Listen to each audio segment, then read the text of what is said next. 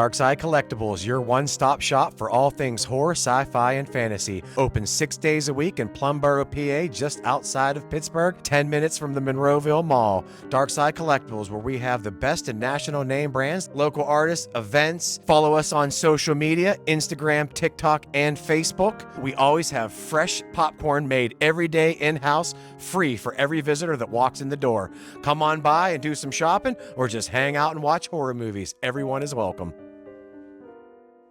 So before bed last night, I was peeing and I heard Coda walking down the hall towards the bathroom.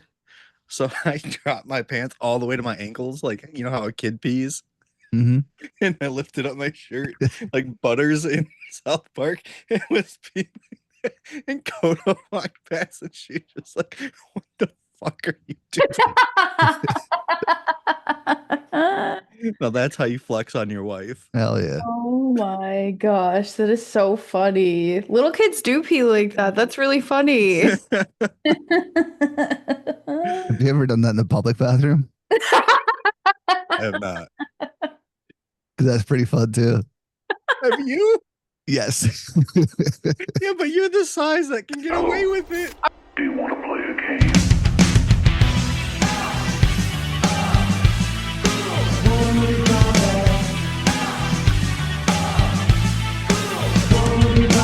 There'll be food and drink and ghosts, and perhaps even a few murders.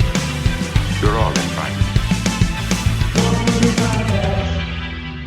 Welcome to House of Ghouls Horror Movie Podcast. I'm your host, Ian VanGhoul, joined as always with my best friends and co-hosts, Colby and Crystal. What's up, friends? How we doing? Hello. Hi, hello. How's the tooth pain today? Awful.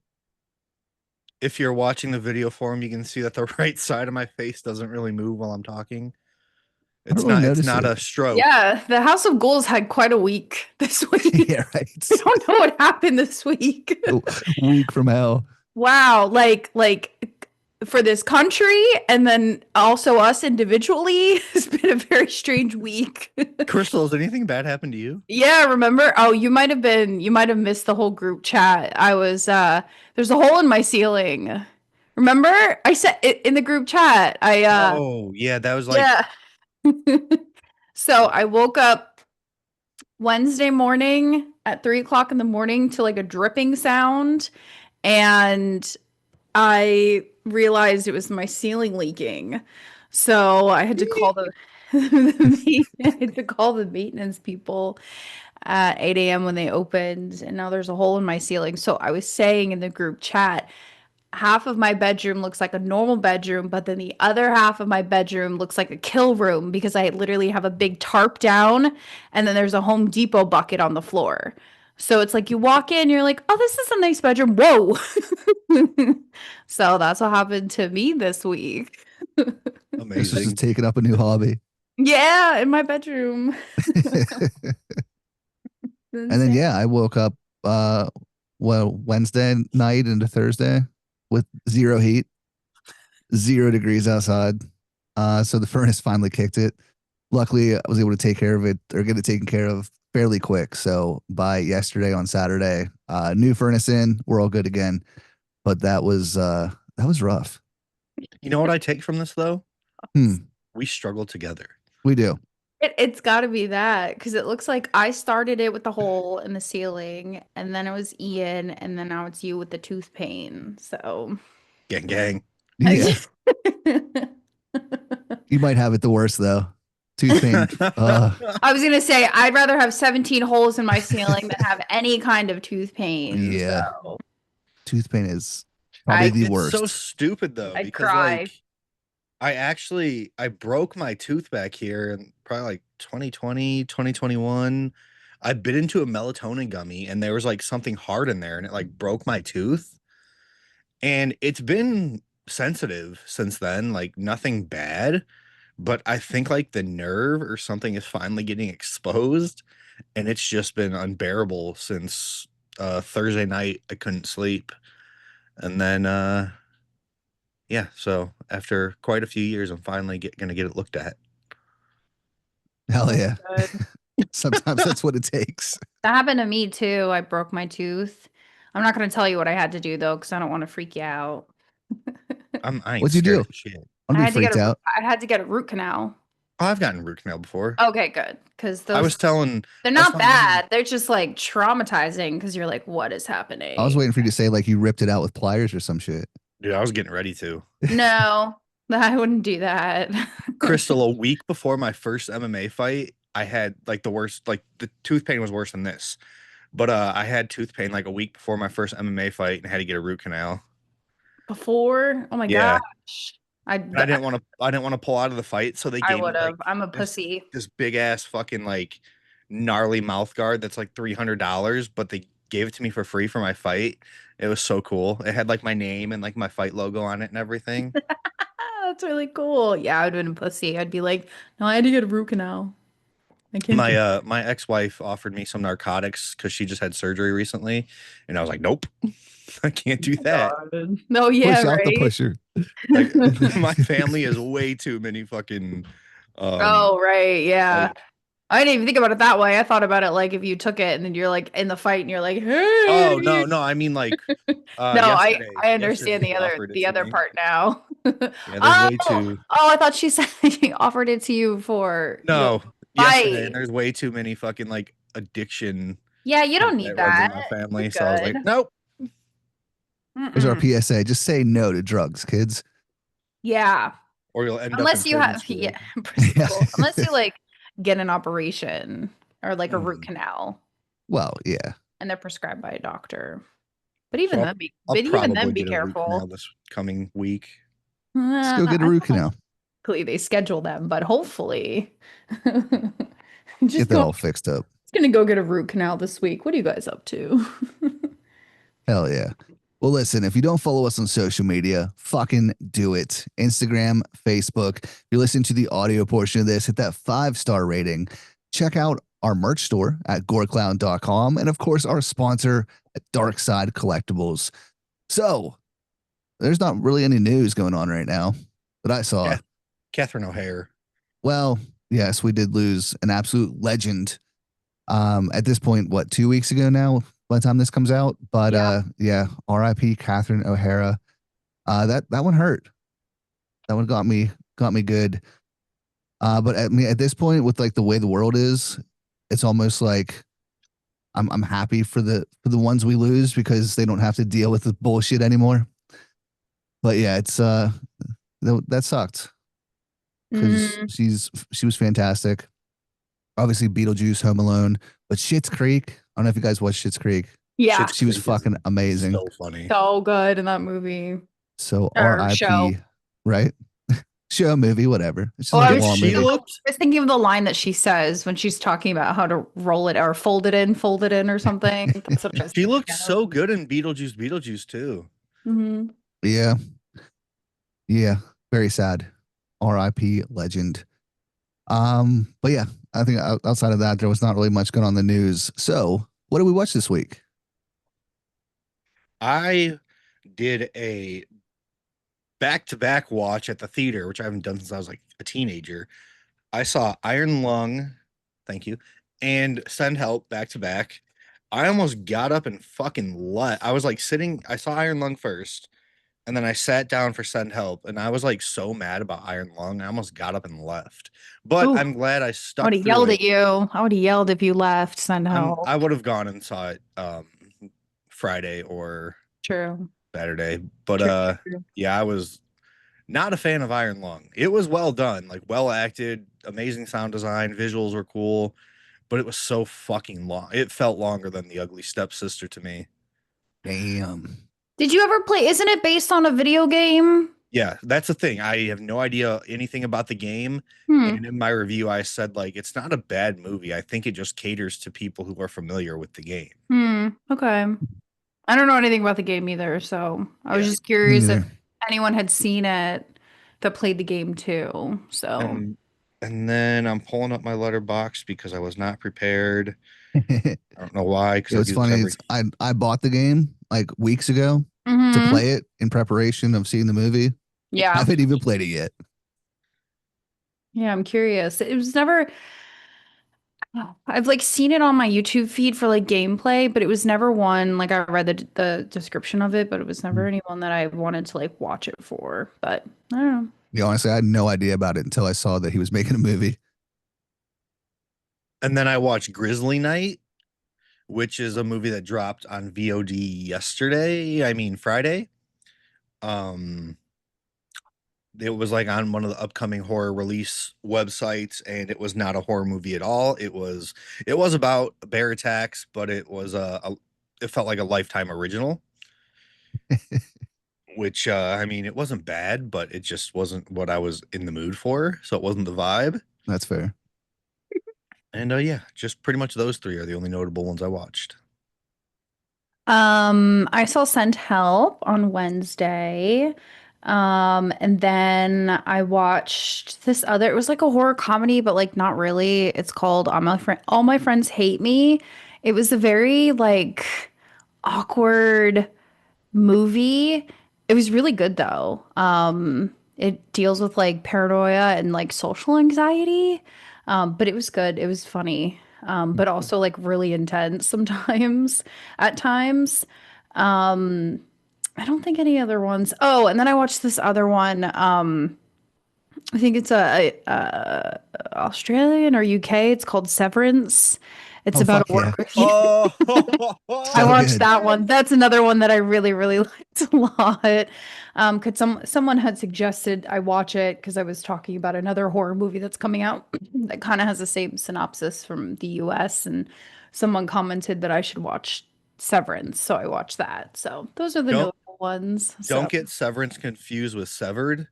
Severed is also kind of a fun zombie movie, but Severance fucking rips. Yeah. or Severance the TV series because I do like Severance the TV series too. So That's one with Adam Scott, right?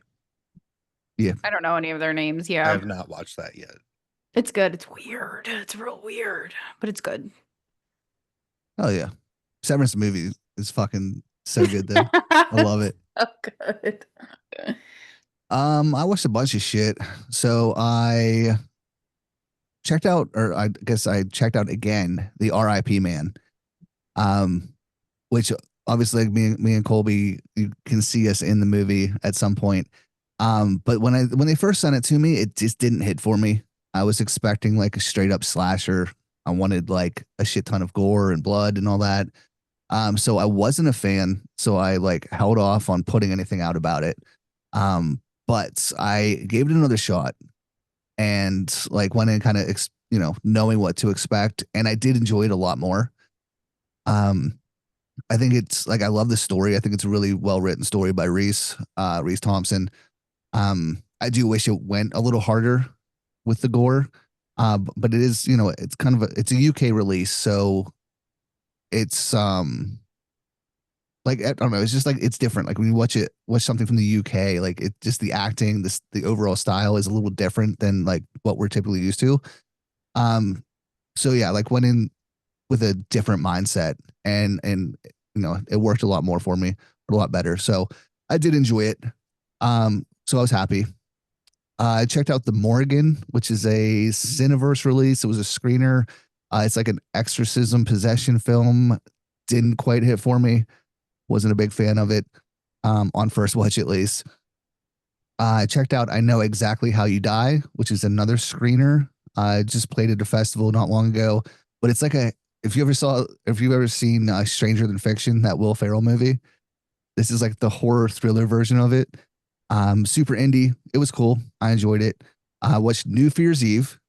Absolutely loved it. So fun.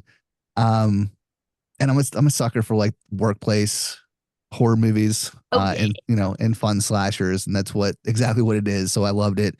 I checked out Cold Storage. Still not sure if there's an embargo on it or not, so I won't say much. But if you saw the trailer and you thought I'm going to like that movie, then you're probably going to like that movie.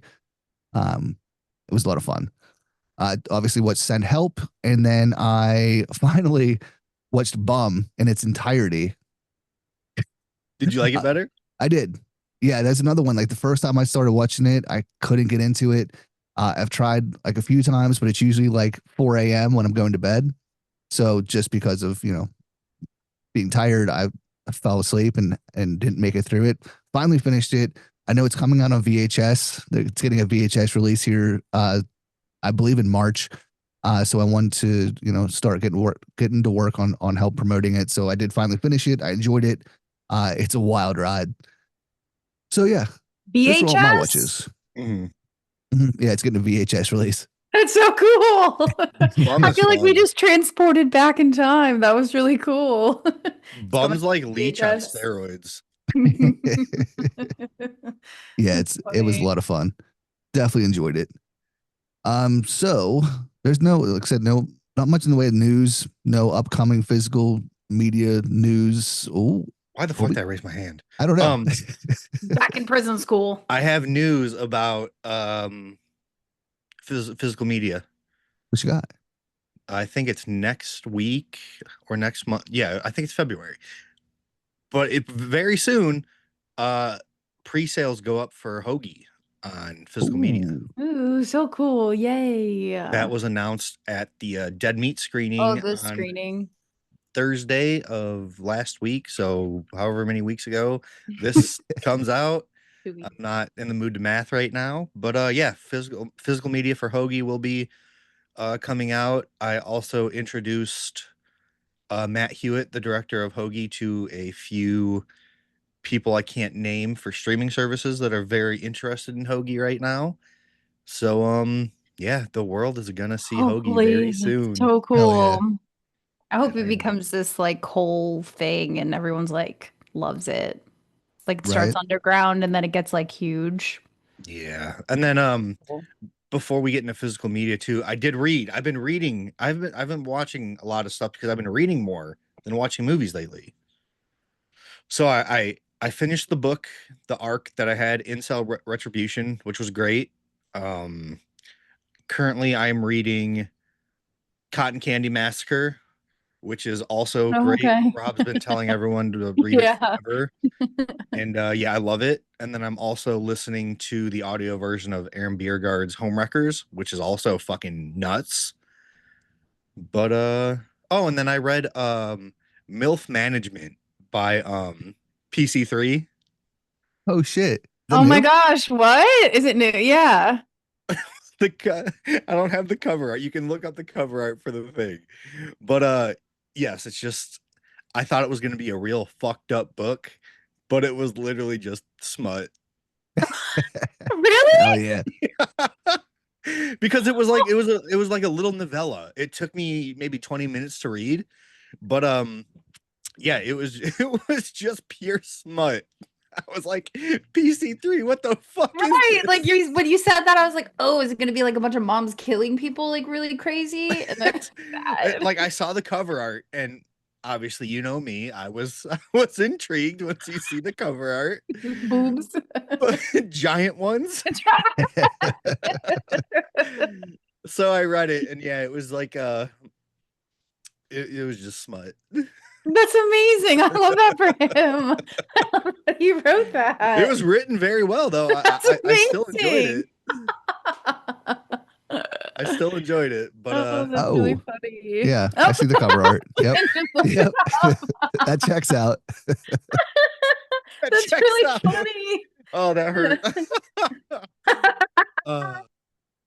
Yep. That's funny. So yeah, MILF Management. If you want a quick little read.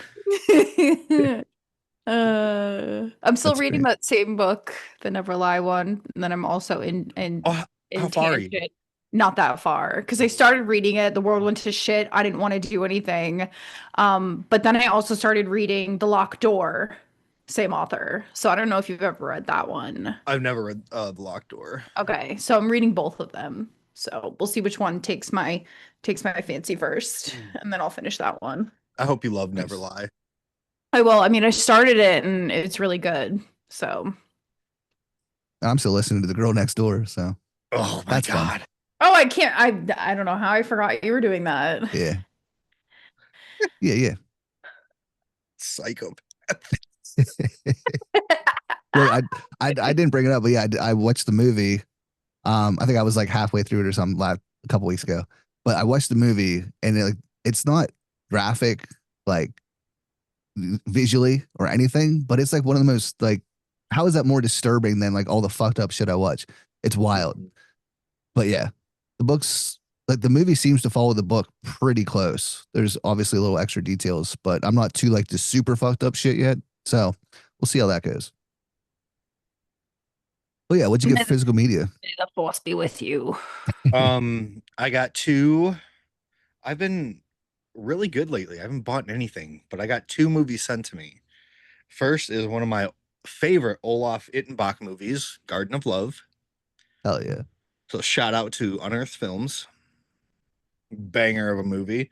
It's a ghost movie that probably goes harder than I don't know.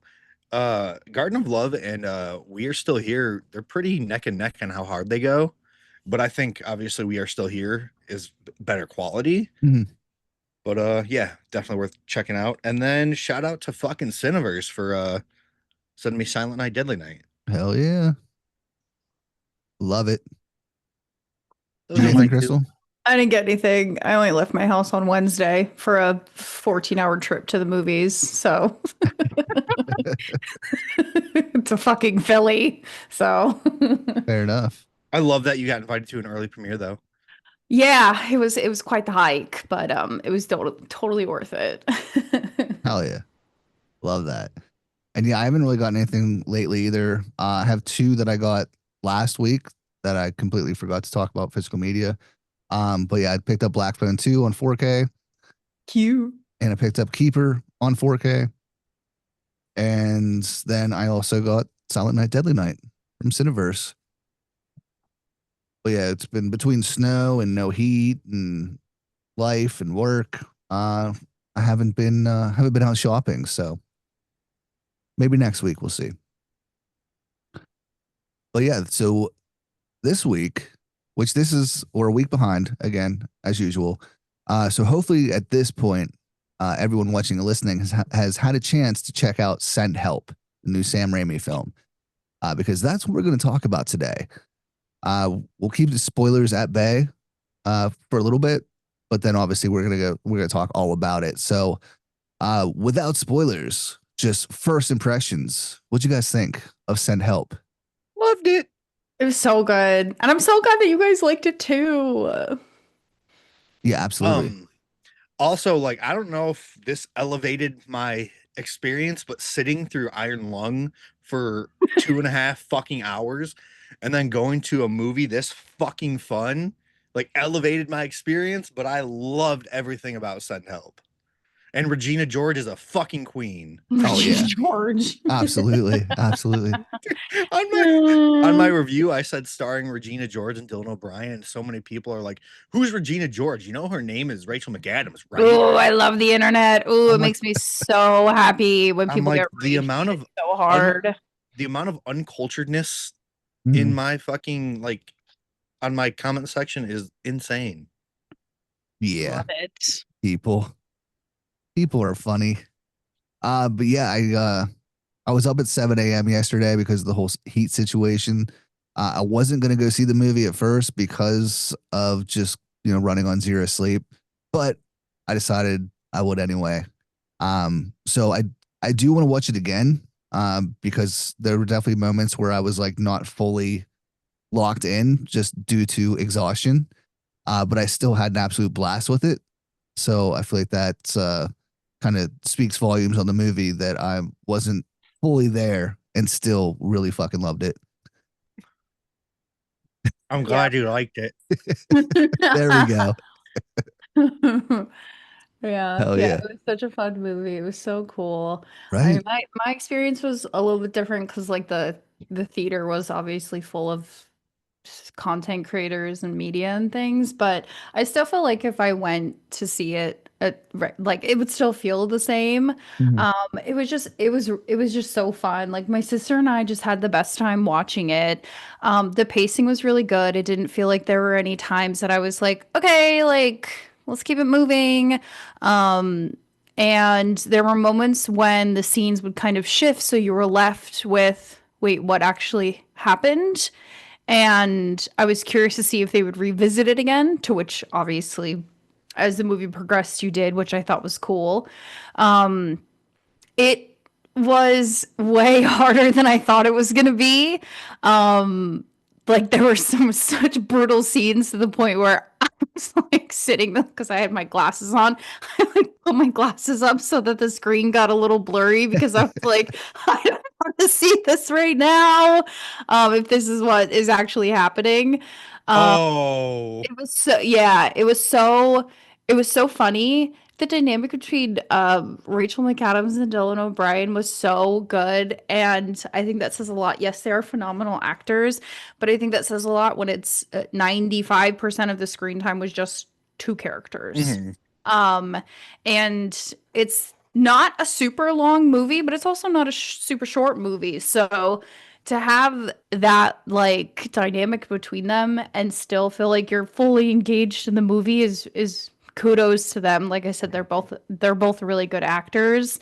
But nothing ever felt boring. Mhm. No.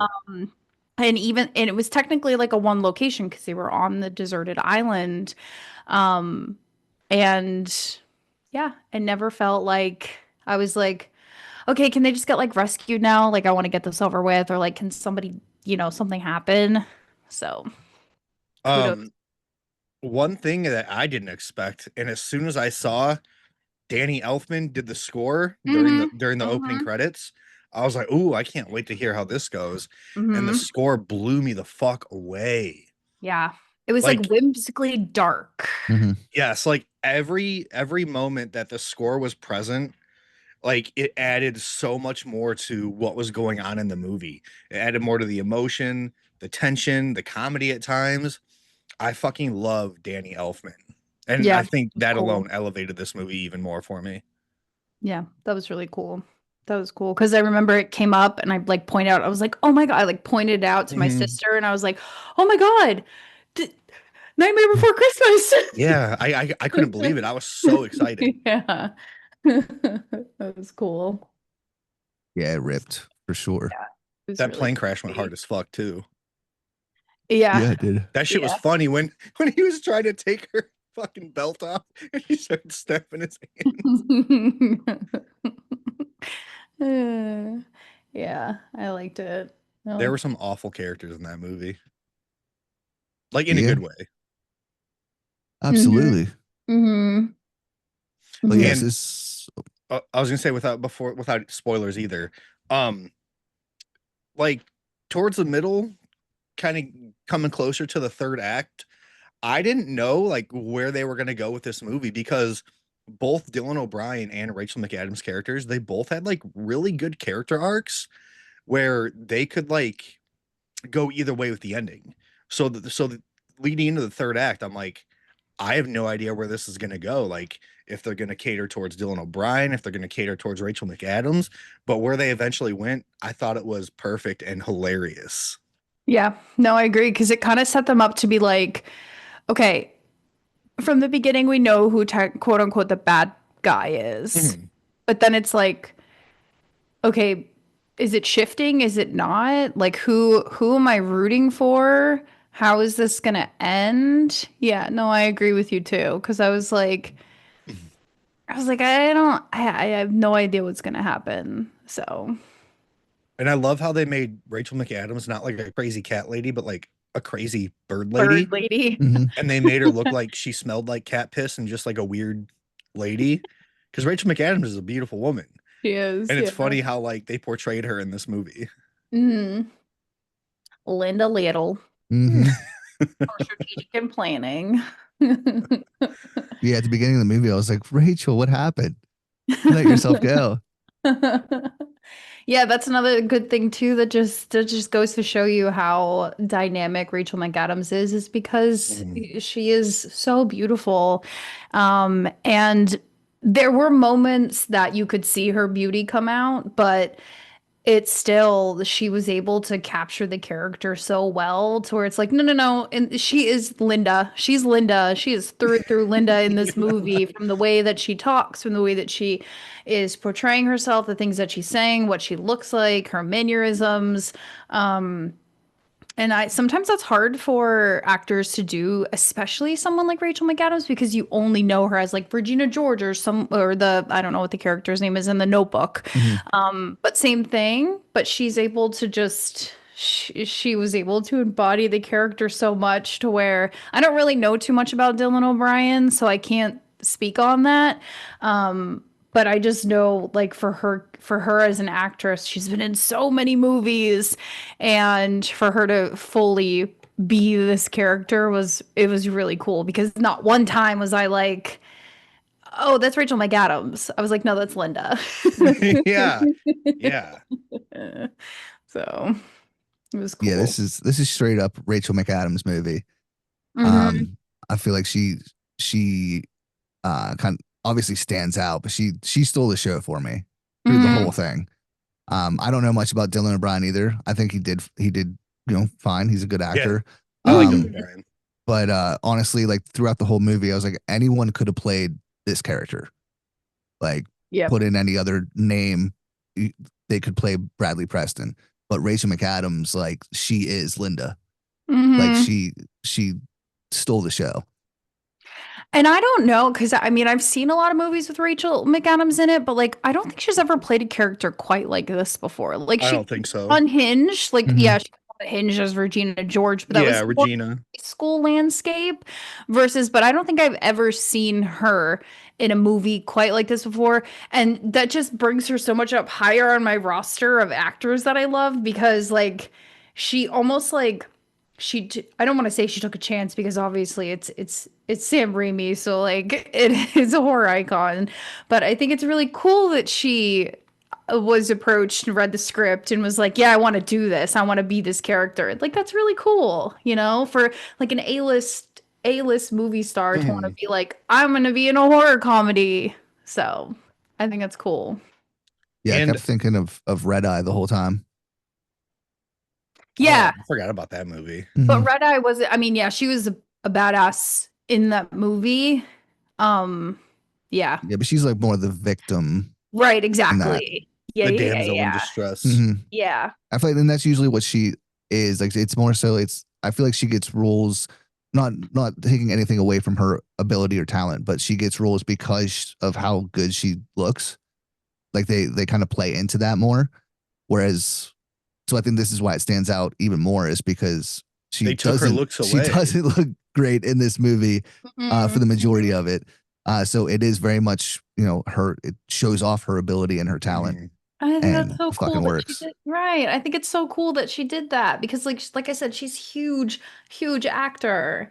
And for her to do this like wild, gory, nasty, over the top horror movie, it Dude, says a this lot about, hopefully other actors will see this because it did really well. It's doing really well at the box office. It's doing really well with the ratings and everything. And I know we don't pay attention to ratings and everything, but like movie productions do, like big Mhm. movie productions pay attention to it because it's money. So it's like maybe other actors will like want to do something like this too, which is good. So, and I will Absolutely. say that Send Help had a random boar scene that was way better Oh than yes. Strangers Chapter 2. I thought of you, Ian, when I saw Yep. it. I thought of you. I thought of Dude, that you. part was so gory too. Yeah. That was hilarious because I thought the same thing. I'm like, oh, this fits for this movie. It looks good for this movie. Like, Strangers Chapter 2 immediately came to Yep. mind. And I was Yep. like, this is how you do a bore scene. I wanted to tell you so bad in the group chat after I saw it, but I was like, I have to wait for him to see it so I Yeah. can be like, ah. That was so good. I So thought yeah, of you.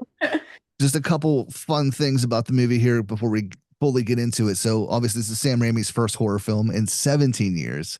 First one since Drag Me to Hell back in 2009. And this is his first R-rated movie since The Gift in 2000, which I thought was cool.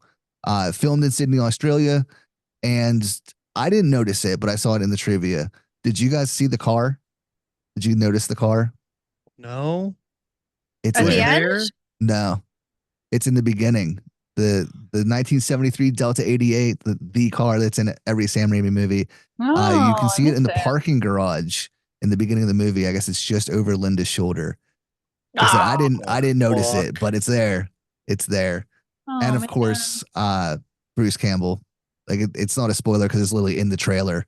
And it's listed as an IMDb credit. It is. I saw it.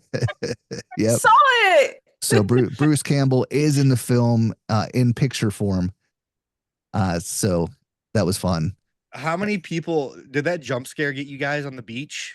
That was very fucking like drag me to hell. Yes. Oh my It God. was Yeah. so good. It was so cool. I think I was probably the loudest. I'm never going to be invited again to another advanced screening. My sister and I are so annoying. You're blocked. Yeah, right. What was it through Allied? Yeah. Oh, now you're gonna start getting all of them. Cool. Hell yeah. Yeah. Let's move into spoilers because Colby keeps spoiling everything. So What did I spoil? The last one I have, there's a calendar in Linda's cubicle that marks the date as October 2026. Apparently, that's when it takes place. Ooh. Fun It's in the fact. future. It's in the future, in the very near future. But yeah, so from here on out, if you haven't seen the movie, go see the movie. This is just a week behind, so I'm sure it's still in theaters. Go check it out, then come back and finish this episode, of course. But yeah, we'll get into it. I'm not going to go like detailed scene by scene or anything. Yeah. We'll just kind of slowly go through it. So yeah, beware spoilers from here on out. You've been warned. There you go. So obviously, Rachel McAdams is Linda Little. She is a corporate strategist, who is her boss just passes away, who is Bruce Campbell. His douchebag son then takes over and role of the CEO. But she was promised a VP position. VP promotion from Bruce Campbell previous to the film opening. And of course, the son kind of screws her out of that. But yeah, just the overall vibes and the look of Rachel McAdams, the tuna fish got me. Oh my Not gonna God, lie. that part. Ew. It was on his hand. What is that? He's like, smell it, Smell smell it. it. Smell it. It was so gross. I love yeah, how just- it's close to his hand too. It's very Right. reminiscent of Sam Raimi's directional choices when he comes in. And it was that one insurance guy when he was telling him to Yeah. smell it. Mm-hmm. Allstate guy. It's tuna fish, sir. But yeah, just the you're immediately put into this world. I was immediately locked in, and just meeting Linda, the character, like you immediately, I don't know about you guys, but like I immediately liked her, but also I was like, I completely felt and understood why everyone else did not. Yeah, I was just 'Cause, gonna like, say the same thing. We've all had those coworkers and people of like, you're super nice, but like you look You're like you kinda haven't, weird. you look like you haven't showered in a while. You're eating like, look, I love tuna fish, but like just sitting at your cubicle, fucking housing a tuna fish sandwich every day, I'm probably not going to chill with you. And Yeah. And our then, yeah, it's hard-boiled just, eggs. yeah, like the most fucking, the worst smelling foods ever. And like, yeah, she's just very like, she's very personable, but she's just like, she talks and she says the weirdest shit. And so immediately, like I understood that character, and I don't know, like it was so good. Her performance is so good. But yeah, that tuna fish like on the side of her mouth, I felt bad. I'm like, oh God, like you feel uncomfortable for the character, but also like you kind of put yourself in the dude's shoes too, of like, oh, that's also uncomfortable. Mm-hmm. It's like she couldn't really pick up on social cues that much either. It's kind of like she was older generation surrounded by a younger generation, so she was trying to fit in and be nice, but like it's like this weird dynamic to where it's like, I know you're just trying to be nice, but you're coming off so awkward and so weird. Mhm. And yeah, she did a good job doing that. Yeah, 100%. Yeah, it did feel very much like a Michelle Pfeiffer Catwoman, Yes. but Yeah, like to yeah. another level. Uh-huh. Uh-huh. But Yeah. yeah, definitely got those vibes. I honestly I really liked the office dynamic because I knew where the movie was going. They're gonna be stuck on an island the rest of the Mhm. fucking movie. So like I really enjoyed being like in the office with these people, getting to know the other coworkers and everything. Because I knew like we were gonna be stuck on a fucking island. So I'm just taking all this shit in while I Yeah. can. Yeah, 100%. I really enjoyed too the fact that it's it didn't like give us a twist or a surprise with like her backstory of what like when they are stranded. Because like it Mhm. shows the books, like the survivor books and shit like that. Oh, right. Yeah. Like she watches Mhm. She was Survivor, like watching it with her bird. yeah. Mhm. So like it wasn't like a your next type of twist where you had zero backstory and then all of a sudden you find out what this character is or who this character is. So I Like, oh, did she's a enjoy that bad as well. bitch. Yeah. Yeah. Bad bitch for sure. Um, so yeah, so Linda's getting passed up on the promotion. But they decide to bring her to Bangkok because she is the most intelligent. She's the most hardworking. She knows her shit. So they go, get on the plane, go into Bangkok, and while she's doing her own thing in her own world, writing all this shit up that is essentially going to make the business more successful, all the douchebag frat bros are pulling up her Survivor audition tape on the plane, watching it on YouTube, and of course, making fun of her. And that's essentially when shit gets wild. So the plane crash or just that whole fucking scene was amazing. It was tense. It gave me anxiety, and it was hilarious. Like that dude just fucking hitting his face. I was gonna say the tie when his tie was caught. That was really funny. That guy Yeah. sucked. Oh, he was terrible. So I Yeah. love that it gave that little extra that he didn't just fly out, but he was stuck, just fucking smashing his face off the plane. The dynamic of them before the plane crashes reminded me a little bit of American Psycho.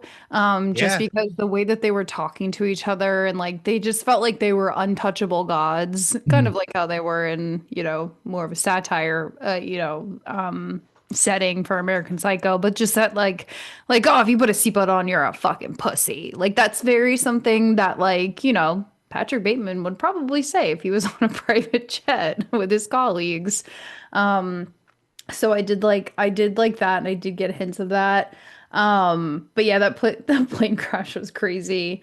Um, yeah, and it was they were the only ones that had their seatbelts on. Even though he said you're a pussy if you put your seatbelt on, he still put his seatbelt on. So Yep.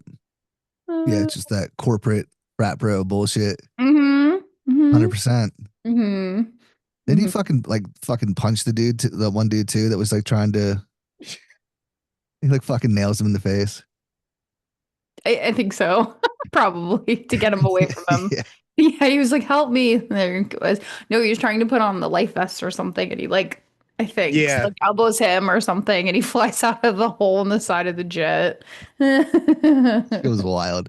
But yeah, so plane crashes, there are two survivors. Linda washes up on shore Linda Little. and Linda Little. And then comes across Bradley. Um and then from there it's her survivor instincts kind of kick in, and I love like just how detailed they went with like what she was doing. See that? My favorite part was every single time they would do the little cut scenes back and forth. She was working on something different. Oh my gosh, like one she had a hat, then she had a backpack, then she had a hammock. It was so funny. Every single time she had something different that she was crafting while he was like struggling to build his side. Oh, it was so funny. He's just so smart. Mm-hmm. Mm-hmm. And I mean, obviously, there's movies like Castaway and movies of people stranded on islands, but I feel like this one like really showed like what you can do if you're stranded on an island. Like just like the leaves with the rainwater into the cups and shit. Like that's really fucking smart. Mm-hmm. Mm-hmm. Hmm. I actually really liked all the survivalist aspects as well. Because I don't watch Survivor. I don't know about any of that shit. And then I was Yeah, like, right. this shit's really interesting. This is my only reference if I get stranded on an island. Linda Little to the rescue. Yeah, it was funny too to kind of watch how Dylan O'Brien's character, he was hesitant at first because he was like, I don't know, like I don't want your help, I don't need your help. And then he kind of was watching her as she was putting everything together. And he wanted to build a raft to try to, get to safety. And she was telling him, that's not a good idea. We shouldn't do that yet. Obviously, she had ulterior motives because she wanted to stay on the island. But it was funny how he he tried twice to kind of build his own shelter setup, but then it would like start raining and then everything would fly off, and then every time he'd have to resort back. Then they would get in an argument, and then he would try to like build his own thing again and just wouldn't work. And then he was trying to, and then he ate that bug. That was disgusting. That was funny as fuck. Nasty, and his tongue was black. So it's like he was trying so hard to get away from her, because he just wanted to survive. And she was adapting to her environment around her. And each time he had to just accept the fact that she knows what she's talking about.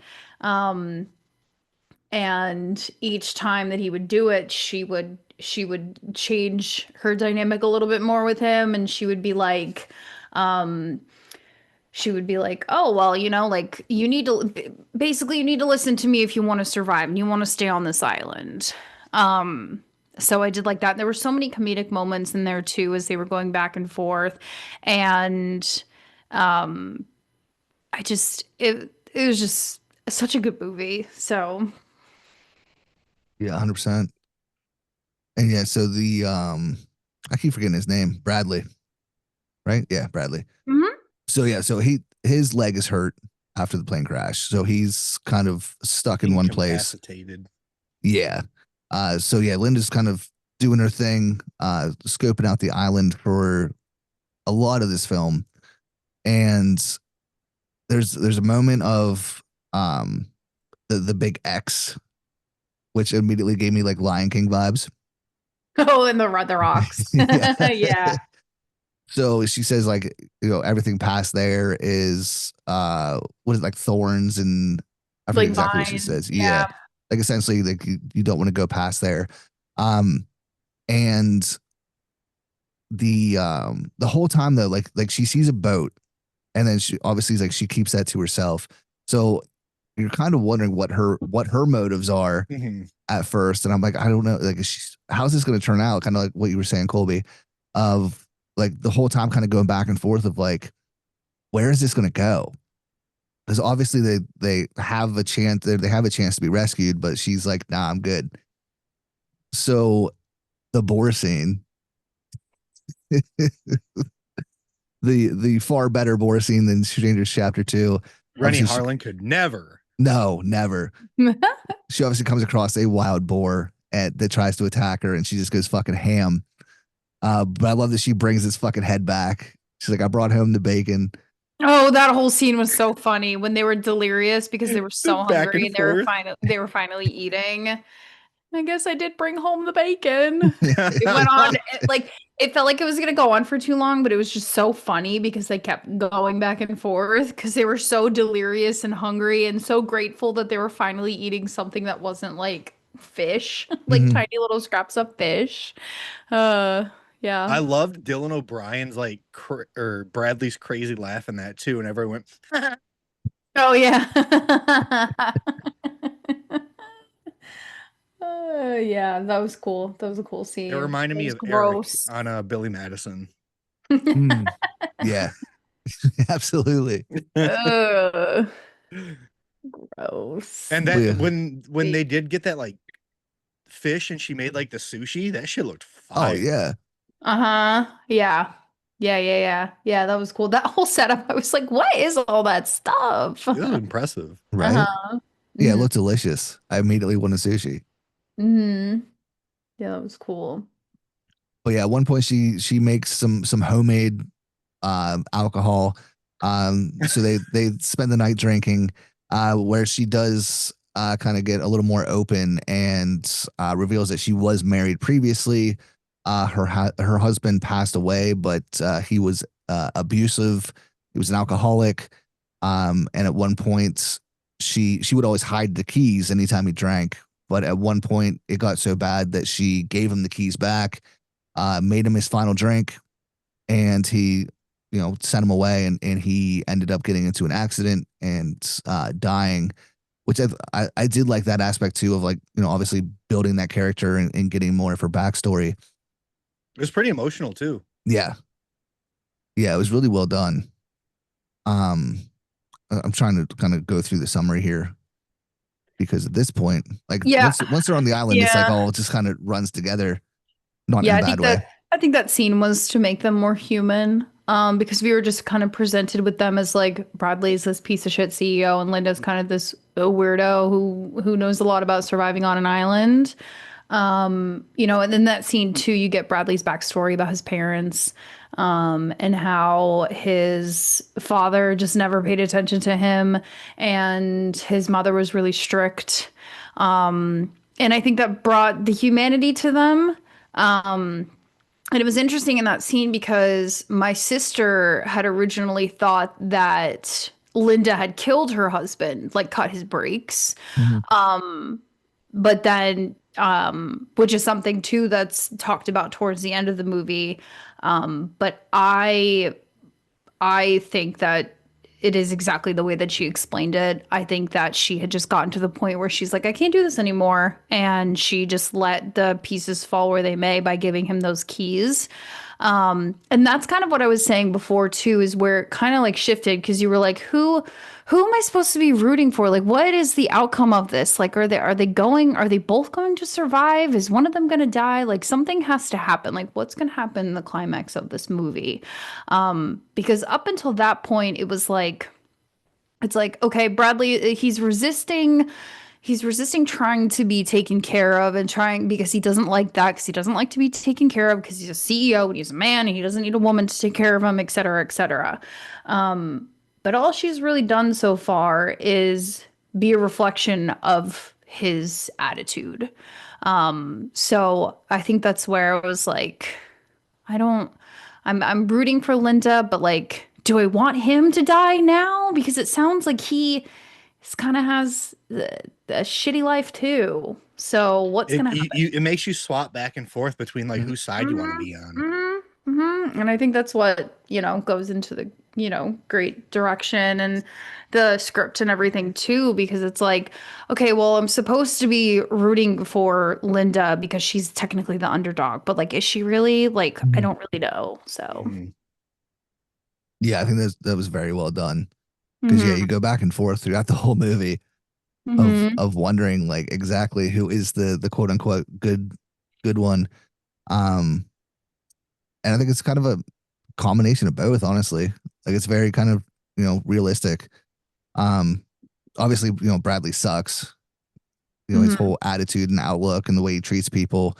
But yeah, getting that kind of backstory of why. It does make sense. It doesn't justify it, but it does make you, like, you can relate more to that character. And then the same with Linda, of like the whole time you feel sorry for her and everything that's happening to her. And then with that story, you're like, well, is she a little more? Is she a little more evil, or is there more to this character than than what we're thinking? Yeah, that's what my sister was thinking too. She was like, did she kill her husband? And then I was like, I don't think she killed her husband. I think she was maybe like an accessory to killing him, but I don't think she like cut his brake lines or anything. So yeah. So at one point then Bradley poisons Linda, and then when she started getting dizzy, I was like, oh no. Yeah, right. Well, we knew that when she initially showed him that those berries are poison, I was like, that's gonna come back for sure. Oh yeah. Yeah, so he poisons her. She's incapacitated, and he, makes his little rafts and tries to get away. So funny. Dude, this part is fucking hilarious. So funny. Everything started breaking on the raft. And then when he comes ashore, I lost it. When she just kept puking on his face. Oh yeah, nonstop. that was Yes. so gross. Oh, that was so nasty. Oh, I forgot about that part. Oh, Dude, it was so funny. It just kept coming. Like while she's trying to help him pull him up to shore, she's puking on him. Oh my god. And then, oh yeah, then she was explaining because she was like, yeah, that made me sick, but not enough to like actually kill me.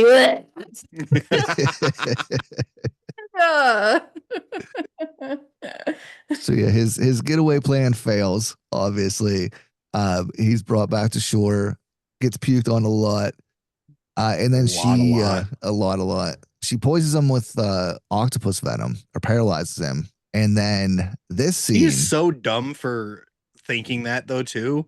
Like I knew there was something with that food. Oh yeah. And then when she was like, "No thanks," I didn't catch on to that at all. My sister did. She was like, uh-oh. And I was like, what's happening?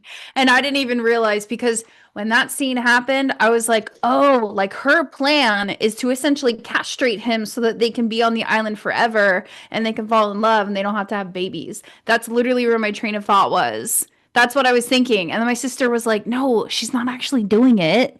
So I thought that she was doing it. Like No, she there was so much tension and anxiety in that scene for me. I was like, no fucking and then you hear like the ripping when she's cutting. Yes. And that's she another said- thing that we she never said, "Oh, talked you're about. a bleeder or something. Another thing that we didn't talk about was when she randomly got that knife. Oh yeah, it's just I washed was- ashore. My thought was like, did she plan this plane crash? That's what I thought. Oh. Yeah. I really believed her. I was like, oh, okay, I guess it came up on short. Like, I took the movie at full face value. I'm not even Yeah. kidding. Like I did not question a thing. No, I'm right there with you. I did the same. I was like, oh well, I mean, it's like a private jet. I'm sure there's Yeah, that's what it is. knives. It's like, oh, okay, cool. So she found Yeah. a knife on. All right, cool. That Like, oh, bitch it's just would have washed- sank. Yeah, I did not think about yeah. it that far. I was just like, okay, cool. I'm zoned in. Nice. Logic doesn't matter. Yeah. Nothing matters right now. Rachel McAdams tells me a knife just came to shore. A knife just came to shore, you know? I Okay. thought she planned the plane crash for a little bit. That's how she got the knife. Dude, that'd be wild. That'd be But yeah, next so level. back to that. She's fucking like cutting, and you hear the tearing and ripping, and you Yeah. see his tears just going down his face. I was like, she's cutting his fucking dick off. Yeah. Well, I was like, she's cutting his balls Or his off. balls That's what off, she was whatever. doing. Either 'Cause way that- is horrible. That's what I thought. Because at least there, my logic was like, oh, she wants to stay on the island forever, and she wants them to fall in love and have not have babies, because she doesn't want anyone. That's literally what I thought. I was like, okay, cool. So that's what I thought. Yeah. And for a while too, I was like, damn, I kind of want them to stay on the island too because it's going so well for them. would be happy. So They would have been able to survive, yeah, probably. Was yeah, Gina she George there? Absolutely. yeah, she would have lived off that island forever. Gina George. The things she could do, yeah, absolutely. There's no buses that are gonna hit her there. No. So yeah, it turns out that it was a fake castration. What is it that she's cutting up? A It's like rat. a rat. Okay. Yeah, it was a rat. That's it. It looked yeah, like the that whole- cover of Made a Monster when she lifted the rat. yeah. Yeah, that's when I took my glasses off because I was like, I can't see her lift up fucking two bowls or something. So when I lifted my glasses up because I was like, I don't want to. That's so gross. Rob Nelson mentioned. Right. But yeah, it was man, that scene. It was so tense, and you're just wondering like, what? Like, is she doing this? Is this for real? And then, of course, Danny Elfman's score during it, fucking just elevating it even more. Uh-huh. Dude, the music, like when anytime like anything like tense or horrific, just like I don't even know how to describe it. But just that, Foreboding. yeah, just that like I don't know. It reminded me of like the Kill Bill sound. Like when it's yeah. like that alarm sound. It was so good. I loved it. But yeah, so obviously she reveals it was a rat. She was not actually cutting any chunks off of him. Um, so, from then on, he kind of like, accepts the power dynamic, the shift in power dynamic. But one thing that we saw early in the movie, whenever he starts to become more mobile and walking around a bit, she takes him to like a cliff of some sort, but they have to travel up the mountain. And there is one section in the mountain that is very sketchy. That's not very wide at all. So that plays, obviously comes back into play later in the movie. So while she's out getting stuff and exploring more, Bradley's fiance shows up. I got so much anxiety because I didn't want them to leave. I was like, no. No. As soon as she showed up, I'm like, oh, you're done. This is not going to be a happy ending for you. I felt bad for that because in addition to the fiance, there was also someone who was, there was a boat and there was someone who owned that boat that was helping her. She had hired someone to help her kind of look at the island again because she didn't believe that he had died. So I think that was kind of the moment when I was like, damn, who am I rooting for now? Yeah, that was the big one. Yeah, because I was like, oh my goodness. Because that was one of the scenes where you didn't know the outcome until further into the movie. It kind of faded to black a little bit. So we knew what had happened because she did come back and she felt, you could tell in her demeanor that something had happened, but we didn't know to the extent of what happened. But I'm trying to remember the conversation. Oh, she had mangoes in her bag, and the boat guy was like, "Oh, you don't need those. We have plenty of mangoes. We have plenty of mangoes on the boat, or we have plenty of food on the boat, or something." And there was like this dialogue as they're walking back into the forage or whatever it's called, and it was just so funny. And then he goes, "Oh, I guess you really like mangoes. You want to take them with you or something?" Laughing so hard. But yeah, this was another interesting moment of like seeing the more kind of villainous side of Linda, because when her and Bradley go up earlier, she does end up slipping and almost falling off the cliff, and he saves her. So I did like this switch up here where Zuri does the same thing. She slips, and the boat captain or whatever, kind of, he saves her. They're in the same exact position, but rather than helping save them, Linda does the opposite and ends up killing them. And Bradley then goes off a little bit later and does discover her corpse. But he has that nightmare, and I think that's when that jump scare happens, right? Yeah, she has the nightmare. Or she has the nightmare. She has the nightmare, and it's the hand. So the nightmare, or it's not the hand. She's coming out of the ocean. The nightmare sequence. This is when I was like, "Here's the Sam Raimi I know. Here's the Sam Raimi." Yep. The way that she was crawling out of the ocean and everything, like creeping up. Yeah, that was really cool. But yeah, so he obviously finds her corpse, knows it's Linda, so they get into a big fight. She ends up stabbing him in the side, and runs off. And then we see what's beyond the X, which I was like, oh shit. It was so cool too. I love that reveal. Right? Uh-huh. So beyond the X, I believed her. Yeah, I was right? like, oh yeah, it's Dolphins. Don't go over there. Oh no. You know what I thought it was? I thought there was like a port, like a boat port or something over there, and there were boats coming in and out. I didn't think it was gonna be a whole ass fucking mansion. Right. It's so funny. Right? You're just like, what the fuck? Yeah, that reveal is like, oh shit. So it's a luxurious beach house on the other side of the island. And of course that's where the knife comes from. Linda was obviously had found it when they first arrived. Has been holding that in this whole time. So You know whose house I thought it was? And I Hmm. was waiting because I thought it would be so funny, but also maybe too gimmicky.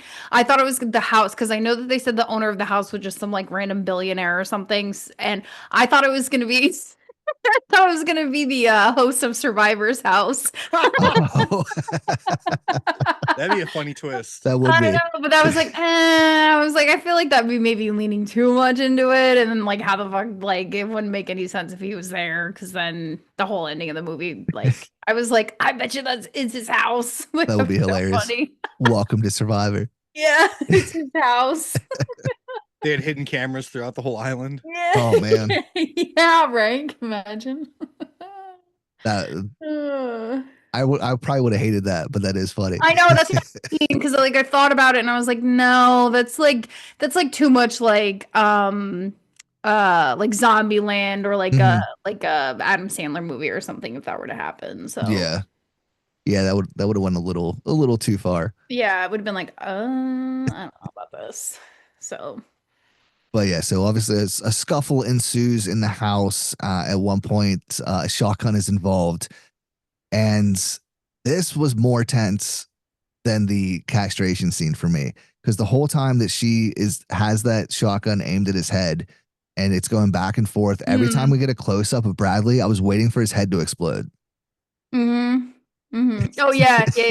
Someone it was funny in the theater when they were going back and forth and he was like, I love you, Linda. Someone was like, oh.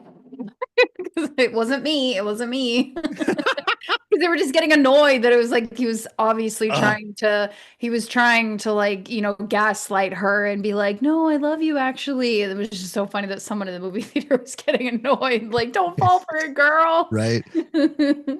But yeah, I knew she wasn't gonna like fall for it, quote unquote, but like Yeah. I was waiting for that gunshot.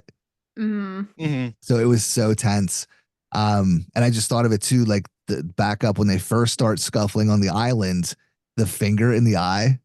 Oh my Dude, that was yeah. so gnarly. My sister hates eye shit, and she was like, ah, she had to look away. That was crazy. Dude, that makeup and the makeup of Linda towards the end when they're both fucked up, it looked so good. It Oh, looked yeah. really good. Yeah. Yeah, it did. I dislike the way it looked when it's happening, but obviously, like, how are you going to do that practically? But Right.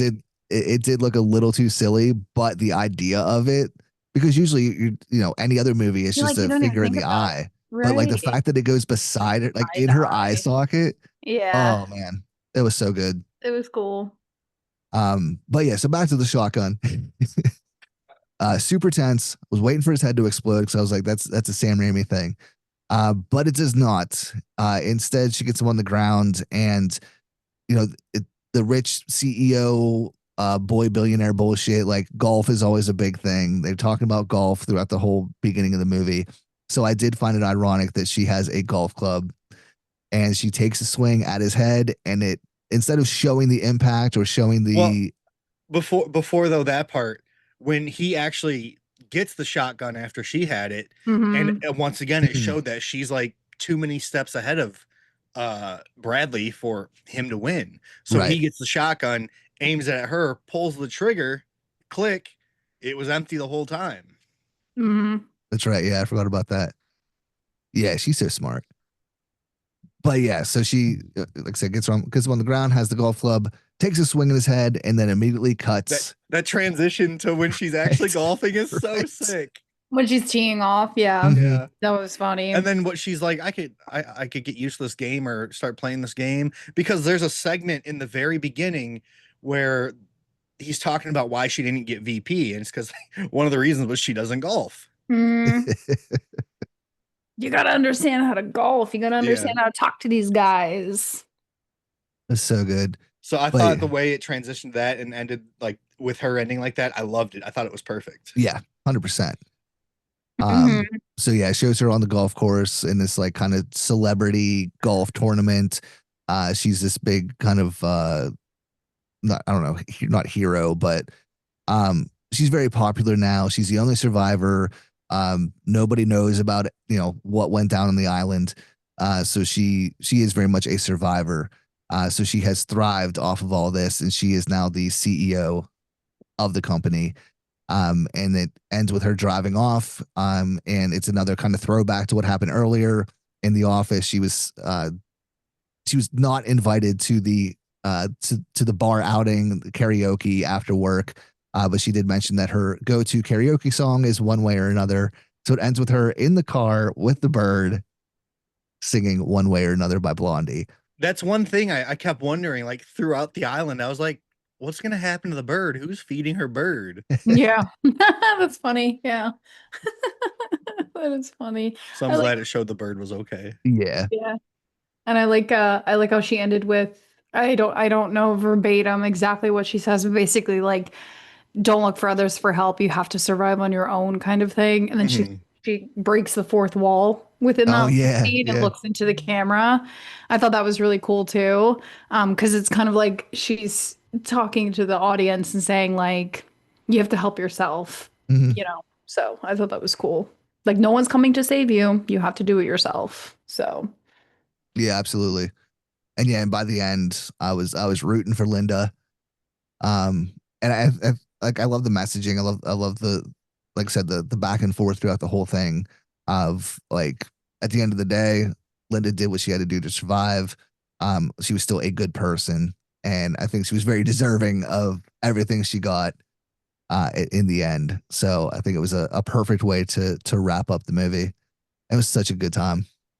it's almost like she's the anti-hero because she did have to, you know, essentially kill those people in order to save herself because she knew that if she brought the fiance and the boat guy back to where Bradley was, that they would have gotten rescued and they would have gotten taken back to the States and everything would have been the same. Dylan or Bradley probably would have been this, you know, he would have Big been this hero. hero because he had survived and he would have taken all the credit because as you can see, like the one that he did make VP, the other frat boy basically took all of Linda's you know, like her slide deck and her printouts and took it for himself. So we have to think that Bradley is also a reflection of that. So Right. if he'd come back to the States, he probably would have said like, "Oh, I survived. Like I used this, I did that." And then Linda would have disappeared from the spotlight. Like nobody would have cared. No one would have known the truth.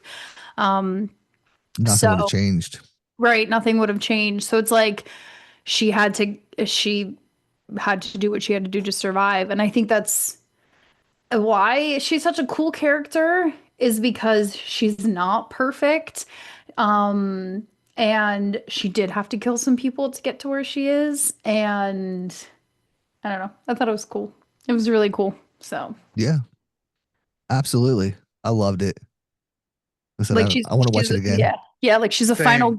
final girl with like, you know, I don't know what the word is right now. I can't think, but with contingencies. Yeah. Because she is a badass and she killed some people to get there. So 100%. And yeah, towards the end of the movie, like when she's she's in badass mode, she looks so good. Just gonna put that out there. I was like, Yeah, it there was she cool. is. Mhm. Yeah, it was cool. Mm. But yeah, moral of the story: don't judge a book by its cover. She might Mhm. look like a nerd with some tuna fish on her face, but she's a badass. She's a bad bitch. She's a bad bitch. There were so many scenes that were so funny too, like when she caught her reflection in the puddle of water, or not the in the stream. That was so funny because you're like, damn, she's like she is so unhinged and so happy in this moment. It was cool. No, overall, I thought it was blended so fucking well with like as a survivalist movie, as a comedy, with horror elements. Like I just thought it was blended so well, and it just shows that Sam Raimi still fucking got it. Oh yeah, I know he really does. absolutely. It's such a good movie. Agreed. Worth. Yeah, absolutely. So let's hope that it doesn't take another 17 years for him to make another horror movie. Right? Uh-huh. Because I need more. I need more Sam Raimi horror. Mm-hmm. Well, that is Send Help. So hopefully you've seen the movie if you made it this far. But if not, and you're just listening to this and have not seen it, we still definitely recommend checking it out. Because yeah, you know what happens, but that's not quite the experience. You got to check it out for yourself. So go do that. Watch Send Help. And of course, let us know what you thought of the movie in the comments on social media, wherever you can comment. Let us know. So yeah, that'll about do it. Have anything else? Any final thoughts? I love that movie. Yeah, I really do too. And like, I'm not mad that it came out already, but it's just like, like the rest of the year, I know we're gonna have amazing horror movies, but like, um, it's gonna be, it's gonna be hard to top this one. It's definitely top 10 material. Yeah, like I think it secured its spot in that realm for sure. So maybe it is good that it came out now, at least for horror fans we watch horror movies, all year round. So, but yeah, it's cool. I love that movie so much. I can't wait for it to like come out on like 4K or something so I can buy it. Yeah, I was just thinking that as well. Oh, Do you think it's going to be an instant buy? Yeah, absolutely. Mm-hmm. Do you think now in 2026 with this year, do you think we've changed the fact that January is considered like a shit month for movies? I don't know. We'll have to do more. We'll have to keep it going because this was a big year for January horror. From the Bone Temple to Send Help. Yeah. Whatever else. Oh, you said you almost said it. No, you usually say really intelligent takes. I know. So I was going along with you. That's why I kept saying it. That's funny. Yeah. I'm looking out up what else we got from January. I mean, I think We Buried the Dead kicked it off. I did really like that one. Yeah, I would say it's not like a masterpiece, but it's solid. It's a good movie. Bone Temple, yeah. Even though I wasn't a huge fan, like it's still a good movie. Send Help. Night Patrol. Sure, I'll take your word for it. So we got a couple good ones. Yeah, and typically we make it like one. Maybe. I was just gonna say to have two in January when there's usually 0 to 1. I think it's cool. Yeah, absolutely. So yeah, I'm thinking that this might shift a bit, might change the January shit month thinking. I hope so. And hopefully this is a kind of very good kickoff to this year as well as far as movies go. That we've already gotten 2, 3, I guess 3 really solid movies in theaters. So hopefully that's I'm excited for February too. Yeah. They may not be good movies, but I'm excited to see how shitty they are. Like kicking off with Strangers Chapter 3. I'm going Thursday. I hope there's a boar scene. Are you really going to see that movie? I hope there's a popcorn bucket. Ugh. Speaking of popcorn buckets, did you see the Iron Lung popcorn bucket? No. It's fucking cool. I don't know who has it, but I saw a picture of it and it was pretty fucking cool looking for popcorn bucket standards. After I watched the Iron Lung too, after Send Help and the Iron Lung, I came home and I was like, I'm going to watch some Iron Lung gameplays just to see if it'll change my mind of the movie. And I watched like 5 minutes of it and I was like, this is just as boring as the movie. Oh damn. No. I'm going to check one of these days. I'm going to try out the game. Like I bought it. I might as well try it out, but I'll report back. I'm like, that's fucking boring. He's never going to get to it. We'll see. I was tempted yesterday at some point. But then I played Fortnite instead. I was just going to say, would you play instead? It was between Iron Lung, Silent Hill 2, and Fortnite. And I hadn't played Fortnite in like a week and a half. So I was like, what time were you playing Fortnite at? It was during the day. Oh. Well, then I played last night with Dakota for a little bit. After the fights? Yeah. Oh. Yeah. Played a couple rounds. But yeah. So again, that's our episode. That's I almost said Iron Lung. Oh, That's Send Help. So again, check out Send Help if you haven't. If you have already, go watch it again. Because yeah, I can't wait to see it again. So again, let us know what you thought of it in the comments. And of course, if you don't follow us on social media, what the fuck are you doing? So again, hit up the Facebook, the Instagram, hit that 5-star rating if you're listening to the audio portion of this. And Dark Side Collectibles, check them out. GoreClown.com, get yourself some merch. And yeah, that'll do it for another week. So stay safe out there. Stay warm. Much love. We'll see you next week. Bye-bye. Bye. Bye. What if everything you know is someone else's dream?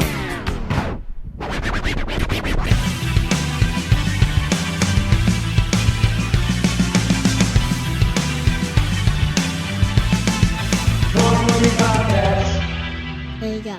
That's it.